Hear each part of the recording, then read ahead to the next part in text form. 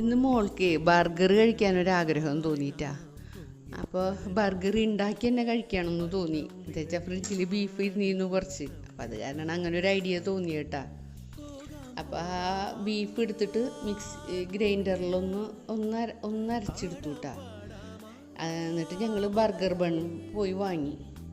Burger bun വാങ്ങി. പിന്നെ ഈ പാറ്റി തയ്യാറാക്കാൻ വേണ്ടി ചട്ടിയിൽ നമ്മൾ വെളിച്ചെണ്ണ ഒഴിക്കാണ്ട് വേണം ഇതാക്കാൻ. ബീഫിൽ നിന്നുള്ള നെയ്യ് ഇറങ്ങി വന്ന് ഒന്ന് മൊരിച്ചെടുക്കണം. ആ സമയത്താണ് നമ്മൾ ഉപ്പ് ഇട്ട് കൊടുക്കേണ്ടത് കേട്ടോ.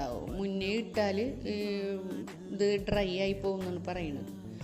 അങ്ങനെ സബോള കാരമലൈസ് ചെയ്തു. ഈ ബണ്ണ് ബട്ടറിൽ വേണം ഒന്ന് ചൂടാക്കി എടുക്കാൻ.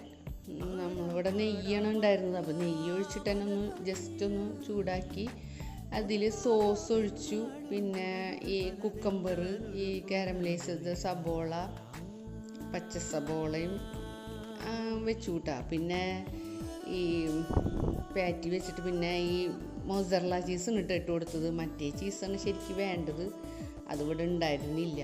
അങ്ങനെ ഉള്ള സാധനങ്ങളൊക്കെ വെച്ച് ഞങ്ങളൊരു അഡ്ജസ്റ്റ്മെൻറ്റ് ബർഗർ ഉണ്ടാക്കിയത്. അപ്പോൾ ആ ചീസൊന്ന് മെൽറ്റാവാൻ വേണ്ടി ഒന്നും കൂടി ചട്ടിയിലൊക്കെ ഒന്ന് വെച്ചപ്പോൾ ആ ബർഗറിൻ്റെ ഭംഗി പോയി. എന്നാലും കുഴപ്പമില്ല, ടേസ്റ്റ്